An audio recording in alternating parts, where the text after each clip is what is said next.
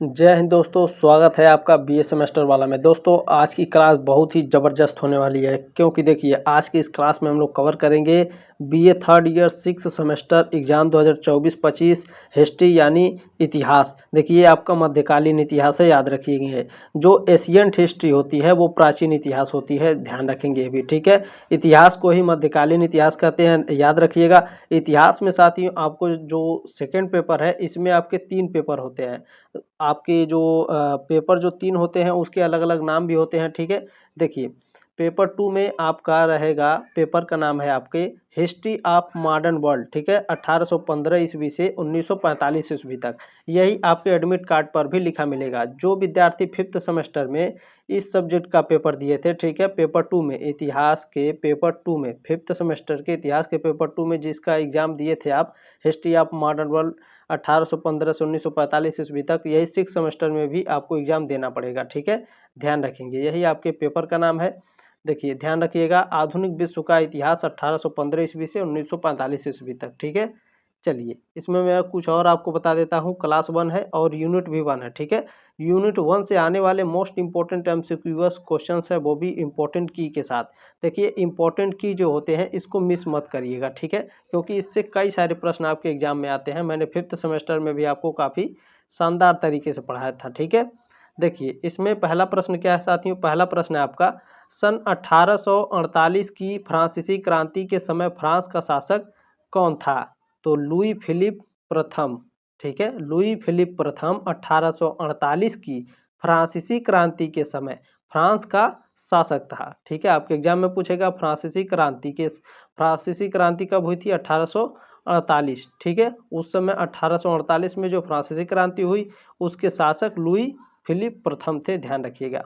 दोस्तों आपसे रिक्वेस्ट है इस क्लास को शेयर भी कर दीजिएगा, ठीक है। अच्छा पहले मैं की पॉइंट्स पढ़ा देता हूँ। देखिए इसमें की पॉइंट्स है, ध्यान रखिएगा। साल 1848 की फ्रांसीसी क्रांति के समय लुई फिलिप प्रथम फ्रांस के राजा थे।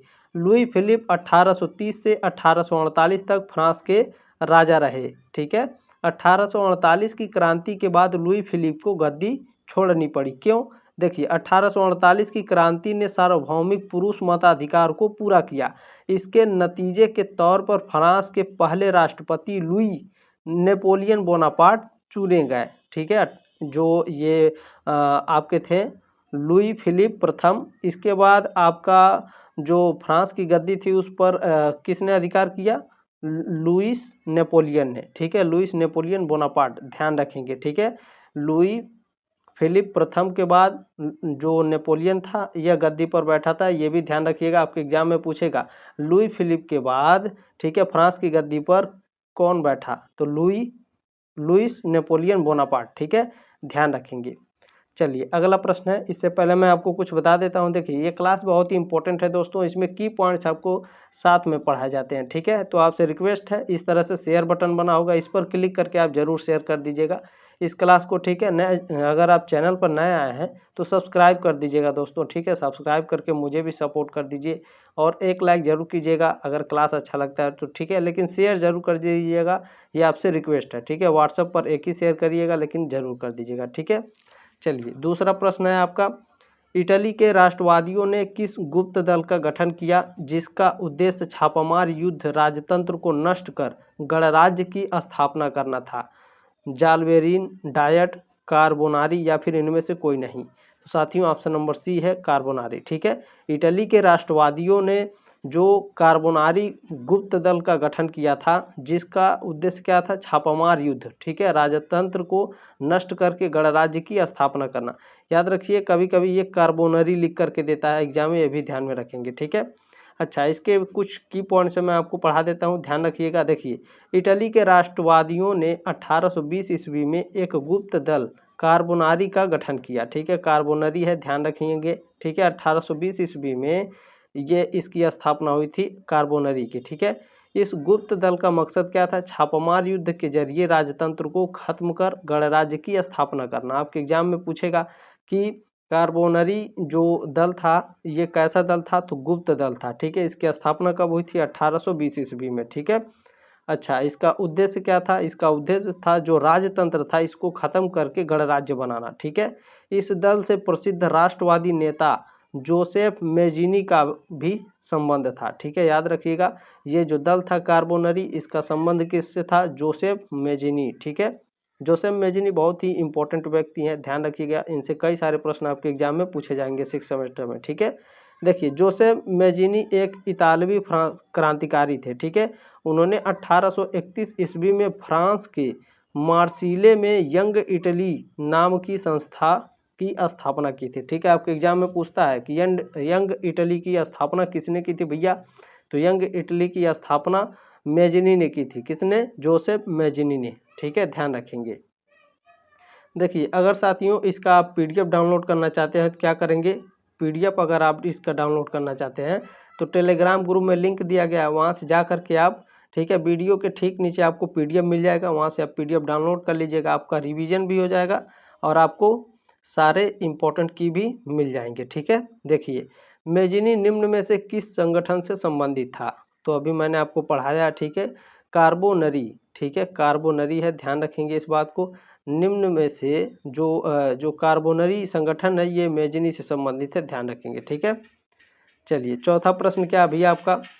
चौथा प्रश्न है, यूरोप में राष्ट्रीयता की भावना के विकास में किसके आक्रमणों ने महत्वपूर्ण योगदान दिया? तो नेपोलियन के आक्रमण ने बहुत ही योगदान दिए थे, इस बात को याद रखेंगे। ठीक है, अच्छा इसमें कुछ इंपॉर्टेंट की हैं जो आपके एग्जाम में आएंगे, ध्यान रखिएगा। 18वीं शताब्दी के आखिरी सालों में नेपोलियन के आक्रमणों ने यूरोप में राष्ट्रीयता की भावना के प्रसार में अहम योगदान दिया। नेपोलियन ने इटली, पोलैंड, जर्मनी और स्पेन में नव युग का संदेश पहुंचाया। ठीक है, नेपोलियन ने के आक्रमणों ने इटली और जर्मनी में एक नया अध्याय शुरू किया। ठीक है, ये सभी इंपॉर्टेंट की याद रखिएगा, आपको सब्जेक्टिव टाइप लिखने में भी हेल्प होगा। ठीक है, प्रश्न नंबर 5 है, नेपोलियन के पतन के बाद यूरोप की विजयी शक्तियां कहां पर एकत्र हुईं? तो वियना सम्मेलन में। ठीक है, ऑप्शन नंबर डी करेक्ट है आपका। नेपोलियन के पतन के बाद यूरोप की जो विजयी शक्तियां थीं वियना सम्मेलन में एकत्र हुई थी, ध्यान रखेंगे। छठवां प्रश्न है आपका, वियना किस यूरोपीय देश की राजधानी थी? बहुत ही इंपॉर्टेंट प्रश्न है, ये आएगा तो याद रखिएगा, ऑस्ट्रिया की। ठीक है, वियना थी ऑस्ट्रिया की राजधानी थी, याद रखेंगे। ठीक है, अच्छा इंपॉर्टेंट की भी याद रखिएगा, वियना ऑस्ट्रिया की राजधानी है, यह ऑस्ट्रिया का सबसे बड़ा शहर है और 9 संघीय राज्यों में से एक है। वियना ऑस्ट्रिया का सांस्कृतिक, आर्थिक और राजनीतिक केंद्र है। यह छठा सबसे बड़ा यूरोपीय शहर है। यह यूरोपीय संघ का सदस्य देश है, इसे भी याद रखिएगा। और 1 जनवरी 1995 से इसकी आधिकारिक मुद्रा यूरो है। ठीक है, आपके एग्जाम में पूछेगा कि वियना का मुद्रा क्या है? तो यूरो है, ध्यान में रखिएगा। ठीक है, आधिकारिक मुद्रा कब से चालू हुई थी यूरो? 1 जनवरी 1995। यदि आप कॉम्पिटेटिव एग्जाम की तैयारी करते हैं दोस्तों तो भी ये क्लास आपके लिए मोस्ट इम्पॉर्टेंट है। ठीक है, इससे कई सारे प्रश्न आपके एग्जाम में देखने को मिलेंगे। 7वां प्रश्न है आपका, वियना सम्मेलन कब हुआ था? वियना सम्मेलन साथियों 1815 ईस्वी में हुआ था। कहाँ हुआ था ये भी मैं आपको बता देता हूँ। देखिए की पॉइंट्स ध्यान से देखिएगा। वियना कांग्रेस यूरोपीय देश के राजदूतों का एक सम्मेलन था। यह सम्मेलन सितंबर 1814 से जून 1815 तक वियना में आयोजित किया गया था। ठीक है, वियना में आयोजित किया गया था, ध्यान रखिएगा। इसकी अध्यक्षता किसने की थी भैया? तो ऑस्ट्रेलिया के राजनेता थे मेटरनिख। ठीक है, उन्होंने किया था। आपके एग्जाम में पूछेगा कि वियना में जो आयोजन सम्मेलन हुआ था, ठीक है, यूरोपीय देशों का, वियना कांग्रेस। ठीक है, इसके राजनेता कौन थे या फिर इसकी अध्यक्षता किसने की थी वियना कांग्रेस की?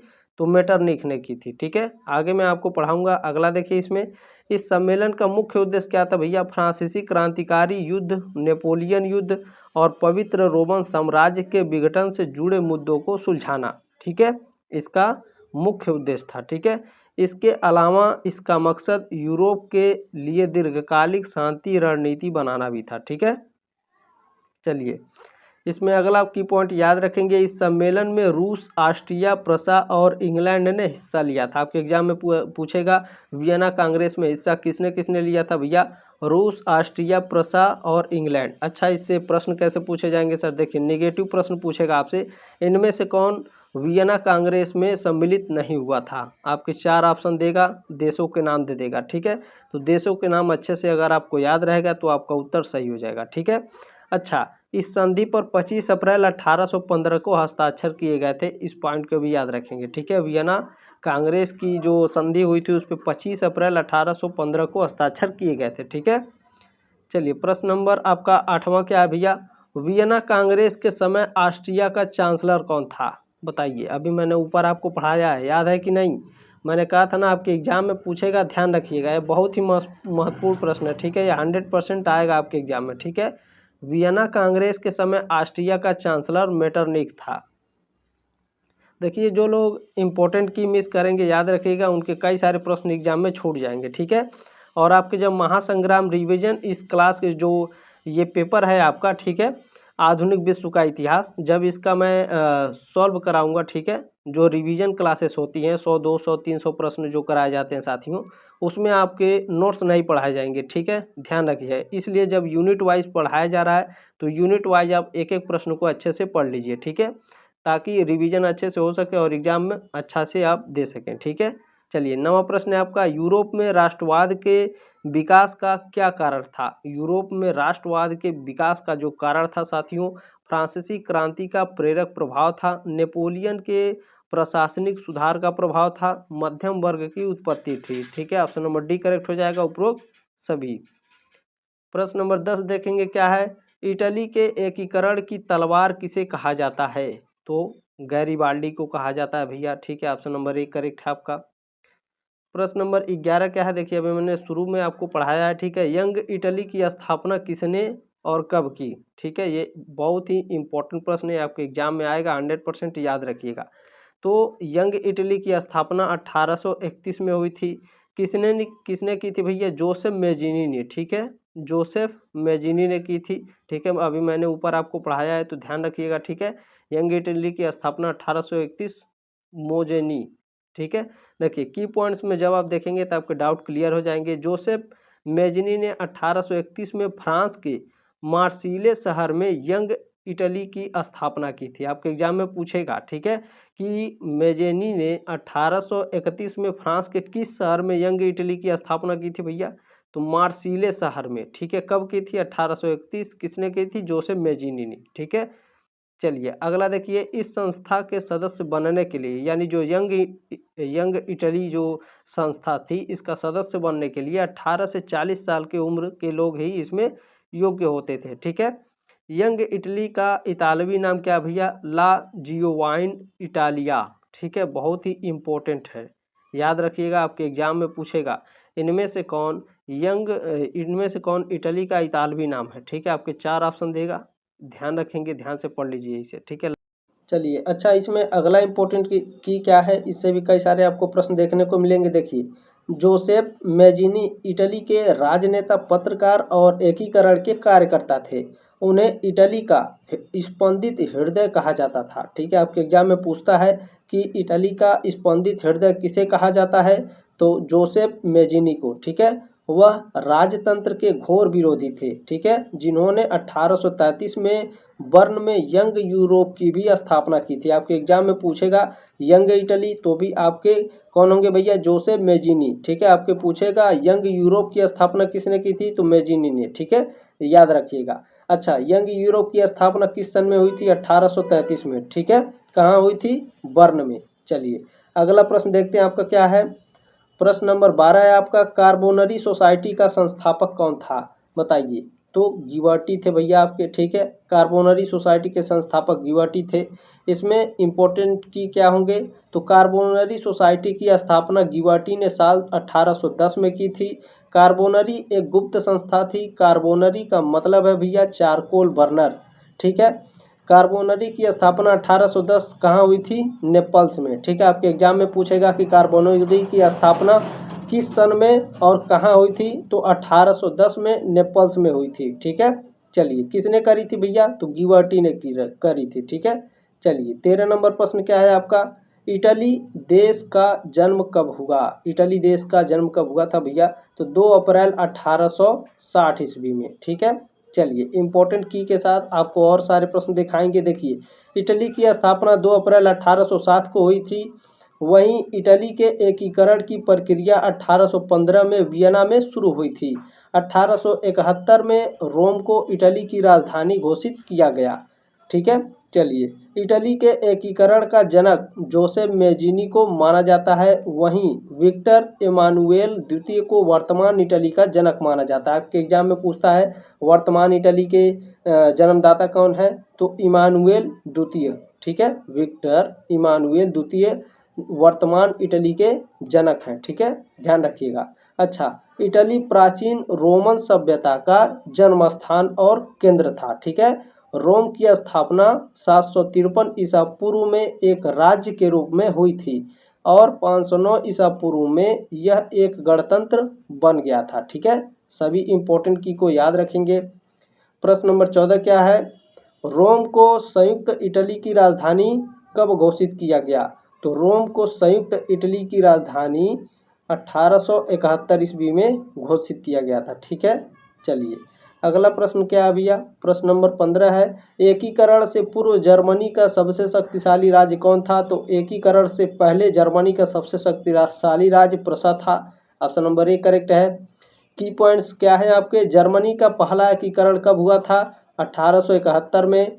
इस एकीकरण में यूरोप के ज़्यादातर जर्मन भाषी राज्य प्रशिया के अधीन एकजुट हुए। इस एकीकरण का श्रेय ऑटो वान बिस्मार्क को दिया जाता है 1990 में शीत युद्ध को खत्म होने के बाद। ठीक है, 1990 में शीत युद्ध खत्म होने के बाद जर्मनी का दूसरा एकीकरण हुआ। इस एकीकरण का श्रेय मिखाइल गोर्बाचोव को दिया जाता है। 1945 से 1990 के बीच जर्मनी पूर्व और जर्मनी पश्चिम में बटा रहा, ध्यान रखिएगा। ठीक है, मैंने जितने भी इंपॉर्टेंट की बताए हैं याद रखिएगा, इससे कई सारे प्रश्न आपके एग्जाम में आएंगे। ठीक है। चलिए, अगला आपका देखते हैं भैया क्या है। अगला प्रश्न है आपका, किसे प्रशा का चांसलर नियुक्त किया गया था, तो साथियों जो बिस्मार्क थे इन्हें प्रशा का चांसलर नियुक्त किया गया था। ठीक है। प्रश्न नंबर 17 आपका, बिस्मार्क किसके विचारों से काफ़ी प्रभावित था, जो बिस्मार्क है किसके विचारों से, तो देखिए कभी कभी आपके एग्जाम में जो होता है ऑप्शन में हीगेल देता है और कभी कभी मैकियावेली देता है, इसीलिए मैंने दोनों आपको लिख करके दे दिया। ठीक है, देखिए यदि आपके एग्जाम में कभी कभी जो हीगेल देगा तो आप हीगेल पे लगाएंगे, मैकियावेली देगा तो मैकियावेली पर लगाएंगे, अगर दोनों देगा तब क्या करेंगे सर, तो मैकियावेली पर लगाएंगे। ठीक है। चलिए, अगला प्रश्न आपका देखेंगे क्या है। प्रश्न नंबर 18, बिस्मार्क ने किस नीति का अवलंबन किया, तो भैया आपका रक्त और लौह नीति का अवलंबन किया। ठीक है, बिस्मार्क ने रक्त और लौह नीति का अवलंबन किया। इसमें की पॉइंट्स क्या है भैया, तो बिस्मार्क 1862 में प्रशा का चांसलर बना। उसने अपनी कूटनीति सूझबूझ और रक्त एवं लौह नीति से जर्मनी का एकीकरण पूरा किया। बिस्मार्क अपने युग का बहुत बड़ा कूटनीतिज्ञ था। वह रियल पॉलिटिक की नीति के लिए प्रसिद्ध है, जिसके कारण उसे लौह चांसलर के उपनाम से जाना जाता है। ठीक है, आपके एग्जाम में पूछता है लौह चांसलर के नाम से किसे जाना जाता है, तो बिस्मार्क को जाना जाता है। ठीक है, याद रखिएगा, बहुत ही इंपॉर्टेंट की है। चलिए, अच्छा ये भी ध्यान रखिएगा, बिस्मार्क की विदेशी नीति के कुछ सिद्धांत हैं, कौन कौन से, जर्मन विरोधी शक्तियों को अलग थलग रखना, फ्रांस को मित्र विहीन बनाना, उदारवाद का विरोध करना, सैन्यवाद में आस्था रखना। ठीक है। चलिए, 19 नंबर प्रश्न क्या है, जालबेरीन एक संस्था थी, सैनिकों की, क्रांतिकारियों की, व्यापारियों की या पादरियों की, तो व्यापारियों की। ठीक है, जालबेरीन एक व्यापारियों की संस्था थी, 120% गारंटी है मेरी। ये प्रश्न आपके एग्जाम में आएंगे 6 सेमेस्टर में, याद रखिएगा। चलिए, की पॉइंट्स क्या है आपके, की पॉइंट्स है आपके, जालबेरीन एक व्यापारियों की संस्था थी। ठीक है, यह एक आर्थिक संगठन था जिसे 1832 में प्रशा ने जर्मनी के 12 राज्यों के सहयोग से बनाया था। अच्छा, इसको किसने बनाया था भैया, प्रशा ने, किसके सहयोग के, जर्मनी के 12 राज्यों के सहयोग से। कब बनाया था, 1832 में। लेकिन ये प्रभाव में कब आया, लागू कब हुआ था, तो 1 जनवरी 1834 से। ठीक है, अच्छा, इसमें अगला देखिए ज्वेलेरिन जो ज्वेलेरिन है भैया आपके जालबेरिन है, ठीक है। जालबेरिन का अर्थ क्या होता है? तो जर्मन भाषा में सीमा शुल्क संघ बोला जाता है, ठीक है। याद रखिएगा जालबेरिन का मतलब क्या होता है भैया? सीमा शुल्क संघ, ठीक है। अच्छा, इस नाम से मशहूर इस संगठन का मकसद क्या था? क्षेत्रों में टैरिफ और आर्थिक नीतियों का प्रबंधन करना। 1 जनवरी 1834 को औपचारिक रूप से शुरू हुआ। इसने पूरे जर्मनी में एक मुक्त व्यापार क्षेत्र बनाया, ठीक है। अच्छा, अगला क्या है? देखिए, अच्छा इसमें जो मैंने पढ़ाया है आपको, ठीक है, इसी से रिलेटेड है, ध्यान रखिएगा।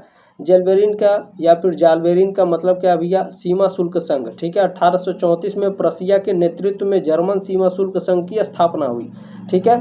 अच्छा, इसकी स्थापना पूछा है डायरेक्ट, ठीक है। 1834 यहाँ पर दिया है तो 1834 होगा आपका, 1 जनवरी 1834, याद रखिएगा।